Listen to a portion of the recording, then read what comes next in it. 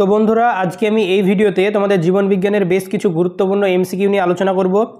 প্রত্যেকটা এমসিকিউর উত্তর কিন্তু আমি ভিডিওর মধ্যে আলোচনা করব। তোমরা অবশ্যই ভিডিওটি প্রথম থেকে শেষ পর্যন্ত দেখবে এবং নিজেদেরকে পরীক্ষা করবে যে তোমরা কটা প্রশ্নের উত্তর নিজে থেকে করতে পারছো। তার জন্য তোমরা ভিডিওটিকে পজ করে করে চারটে যে অপশান দেওয়া থাকবে সেই অপশানগুলোর মধ্যে কোনটা ঠিক হবে কোনটা ভুল হবে সেটা কিন্তু দেখে নেবে।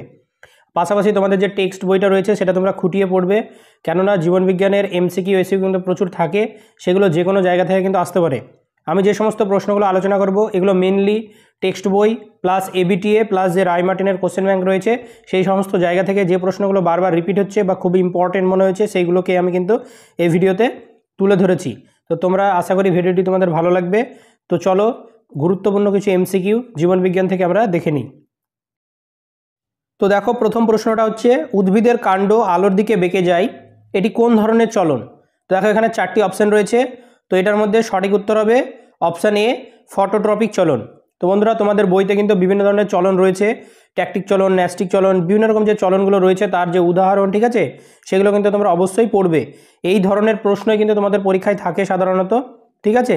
তো যাই হোক, তারপরে দ্বিতীয় নম্বর প্রশ্ন দেখো, লজ্জাবতীর পাতা স্পর্শ করলে নুয়ে পড়ে, এটি কোন ধরনের চলন? তো এটার সঠিক উত্তর হবে সিসমোন্যাস্টিক চলন। তাহলে অপশান বি হচ্ছে সঠিক উত্তর। এরপরে 3 নম্বর প্রশ্ন দেখো, যে উদ্ভিদ হরমোন উদ্ভিদের ট্রপিক চলন নিয়ন্ত্রণ করে তা হলো? তো এখানে অপশানগুলো রয়েছে, এর মধ্যে সঠিক উত্তর হবে অপশান এ, অক্সিন। তো বন্ধুরা, তোমাদের যে উদ্ভিদ হরমোন যেগুলো রয়েছে, ঠিক আছে, অক্সিন, জিববেরেলিন, সাইটোকাইনিন, এগুলো উদ্ভিদের কোন কোন কাজে ব্যবহার হয়, মানে এগুলোর প্রত্যেকটার কাজ, ঠিক আছে। এছাড়া কৃত্রিম যে হরমোনগুলো রয়েছে সেগুলো কী কাজে ব্যবহার হয় সেগুলো কিন্তু তোমরা অবশ্যই পড়ে রাখবে। এরপরে 4 নম্বর দেখো, বৃক্ক নালিকায় জলের পুনঃশোষণ কমে যায় যে হরমোনের কম ক্ষরণে, সেটি হলো? তো এখানে 4টি হরমোনের নাম রয়েছে, এর মধ্যে সঠিক উত্তর হবে অপশান বি, এডিএইচ। এরপরে 5 নম্বর প্রশ্ন দেখো, মানবদেহে করোটিয় স্নায়ুর সংখ্যা কয়টি? তো এটা তোমরা অনেকেই জানো, এটা হবে অপশান সি, 12 জোড়া। এরপরে 6 নম্বর প্রশ্ন দেখো, দৈহিক উষ্ণতা নিয়ন্ত্রণের সঙ্গে যুক্ত মানব মস্তিষ্কের অংশ কোনটি? নিচে 4টে অপশান রয়েছে, এর মধ্যে সঠিক উত্তর হবে দেহের যে উষ্ণতা নিয়ন্ত্রণ করে সেটা হচ্ছে অপশান ডি, হাইপোথ্যালামাস। এরপরে 7 নম্বর প্রশ্ন দেখো, দেহভঙ্গি ও দেহের ভারসাম্য নিয়ন্ত্রণের সঙ্গে যুক্ত মস্তিষ্কের অংশটি হলো?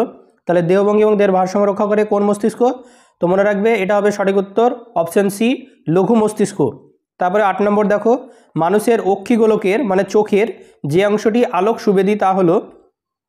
কোন অংশটা আলোক সুবিধা হিসেবে কাজ করে? তো এটা সঠিক উত্তর হবে অপশান ডি, রেটিনা। এরপরে 9 নম্বর প্রশ্ন দেখো, প্রতিসারক মাধ্যম হিসাবে কাজ করে চোখের এমন একটি অংশের নাম লেখো। তো এটার সঠিক উত্তর হবে অপশান সি, কর্নিয়া। তারপরে 10 নম্বর দেখো, মাছের মেরুদণ্ডের দুপাশে অবস্থিত ভি আকৃতির পেশির নাম কি? তো এটা জানো তোমরা অনেকেই, এটার সঠিক উত্তর হবে অপশান বি, মায়াটোম। এরপরে 11 নম্বর প্রশ্ন দেখো, মাইটোসিস কোষ বিভাজনের কোন দশায় নিউক্লিয় পর্দা ও নিউক্লিয়াসকে অবলুপ্ত হতে দেখা যায়? তো এটার সঠিক উত্তর হবে অপশান বি, প্রোফেজ। তারপরে 12 নম্বর প্রশ্ন দেখো, মাইটোসিসের যে দশায় ক্রোমোজোমগুলি সুস্পষ্ট হয় ও গণনা করা যায় সেটা কোন দশায়? সেটা হবে সঠিক উত্তর অপশান বি, মেটাফেজ দশায়। তো বন্ধুরা, এই যে মাইটোসিস, মিওসিস, ঠিক আছে, বিভিন্ন রকম যে কোষ বিভাজনের দশাগুলো রয়েছে সেগুলো তোমরা কিন্তু ভালোভাবে পড়বে, এখান থেকে প্রচুর এমসিকিউ, এসএকিউ এবং কিন্তু বড় কোশ্চেনও আসে। তো এরপরে 13 নম্বর প্রশ্ন দেখো, ক্রোমোজোমের প্রান্তদ্বয়ের নাম হলো?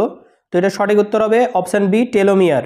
তারপরে 14 নম্বর প্রশ্ন দেখো, প্রাণীকোষে মাইটোসিস বিভাজনের সময় বেম গঠিত হয় যে কোষ অঙ্গাণু থেকে, সেটি হলো?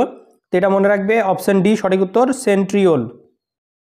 এরপরে 15 নম্বর প্রশ্ন দেখো, কোষচক্রে যে দশায় ডিএনএ সংশ্লেষ ঘটে সেই দশাটির নাম কি? তো এটার সঠিক উত্তর হবে অপশান ডি, এস দশা।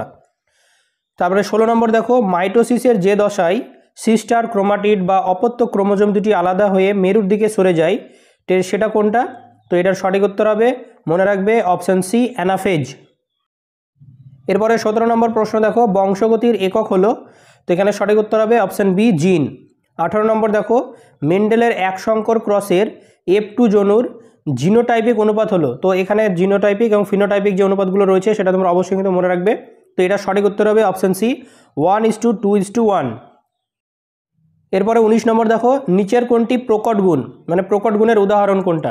ঠিক আছে, তো এখানে সঠিক উত্তর হবে অপশান সি, বীজপত্রের বর্ণ হলুদ হয়ে যাওয়া। ঠিক আছে।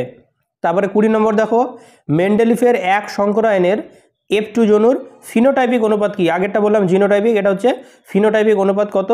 সেটা হবে সঠিক উত্তর অপশান ডি 3:1। এরপরে 21 নম্বর প্রশ্ন দেখো, থ্যালাসেমিয়া রোগীদের দেহে যে ধাতু জমা হয় সেটি হলো, তো মনে রাখবে থ্যালাসেমিয়া রোগীদের দেহে যে ধাতু জমা হয় সেটা হচ্ছে অপশান এ লোহা।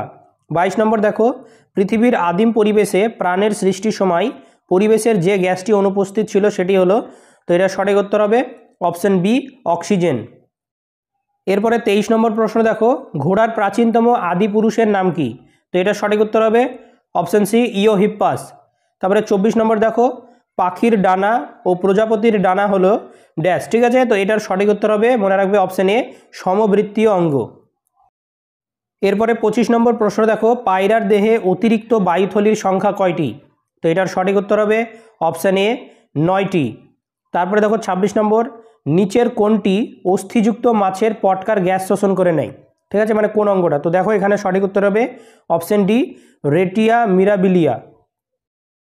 এরপরে 27 নম্বর প্রশ্ন দেখো, মাটিতে আবদ্ধ নাইট্রোজেন ঘটিত যৌগ ভেঙে নাইট্রোজেনকে মুক্ত করে পরিবেশে ফিরিয়ে দেওয়ার যে প্রক্রিয়া, সেই প্রক্রিয়াটির নাম কি? তো মনে রাখবে এটা হচ্ছে অপশান বি ডিনাইট্রিফিকেশন। তারপরে 28 নম্বর দেখো, প্রদত্ত কোন জীবাণুটি নাইট্রিফিকেশনে অংশগ্রহণ করে? তো এটা মনে রাখবে অপশান এ নাইট্রোসোমোনাস হচ্ছে নাইট্রিফিকেশনে অংশগ্রহণ করে। এরপরে 29 নম্বর প্রশ্ন দেখো, জল দূষণের ফলে নিচের কোনটি ঘটে থাকে? ঠিক আছে, তো এখানে মনে রাখবে জল দূষণের ফলে অপশান বি ইউট্রোফিকেশন ঘটে থাকে। তারপরে 30 নম্বর দেখো, ক্যাডমিয়াম দূষণের ফলে কোন রোগ সৃষ্টি হয়? তো এটার সঠিক উত্তর হবে ক্যাডমিয়াম দূষণের ফলে অপশান বি ইটাই সৃষ্টি হয়। ঠিক আছে, এরপরে যে দেখো ডিটা রয়েছে ব্ল্যাকফুট ডিজিজ, এটা মনে রাখবে আর্সেনিকের ফলে হয়। মিনাবাটাটা হচ্ছে পারদ দূষণের ফলে হয়ে থাকে। ঠিক আছে, তো বন্ধুরা যে সমস্ত প্রশ্নগুলো আমি আলোচনা করলাম এইগুলো কিন্তু ভেরি ইম্পর্টেন্ট প্রশ্ন। এই প্রশ্নগুলো তোমরা অবশ্যই পড়বে, পাশাপাশি তোমাদের যে টেক্সট বই রয়েছে সেই টেক্সট বইগুলোকে খুঁটিয়ে পড়বে, কেননা এই ধরনের প্রশ্ন এমসিকিউ এসএকিউ যে কোনো জায়গা থেকে কিন্তু তোমাদেরকে দিতে পারে। ঠিক আছে, শুধুমাত্র সাজেশন কখনোই ফলো করবে না। সাজেশন থেকে আসে না এটা না, সাজেশন থেকে প্রচুর প্রশ্ন আসে, কিন্তু সব কিন্তু কখনোই তুমি কোনো সাজেশন থেকেই কমন পাবে না, এটাই কিন্তু বাস্তবতা। তো টেক্সট বই যত ভালো করে পড়বে, রাইমার্টিন এবিটিএ যত ভালো করে প্র্যাকটিস করবে, তত কিন্তু তোমার রেজাল্ট ভালো হবে। আর এই যে প্রশ্নগুলো আলোচনা করলাম এইগুলো কিন্তু ভেরি ইম্পর্টেন্ট প্রশ্ন। এর মধ্যে বেশিরভাগ প্রশ্নই কোনো না কোনো সালে এসেছে অথবা 3 স্টারের প্রশ্ন। ঠিক আছে, তো এই প্রশ্নগুলো তোমরা অবশ্যই প্র্যাকটিস করবে।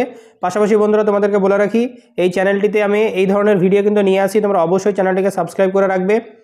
মাধ্যমিকের পরে 11, 12 এবং তোমরা ভবিষ্যতে যত পড়াশোনা করবে সমস্ত ধরনের ভিডিও এবং হেল্প কিন্তু তোমরা এই চ্যানেল থেকে পেয়ে যাবে। তাই তোমাদেরকে রিকোয়েস্ট করবো তোমরা অবশ্যই চ্যানেলটিকে সাবস্ক্রাইব করে রাখবে, এবং এই ভিডিওটি যদি তোমাদের ভালো লেগে থাকে তাহলে অবশ্যই তোমরা লাইক করবে এবং ভিডিওটি বন্ধুদের মধ্যে শেয়ার করে দেবে। তো ভালোভাবে পড়াশোনা করো, ভালো রেজাল্ট করো, এটাই চাই। তো আজকে এই পর্যন্ত, দেখা হচ্ছে পরের ভিডিওতে।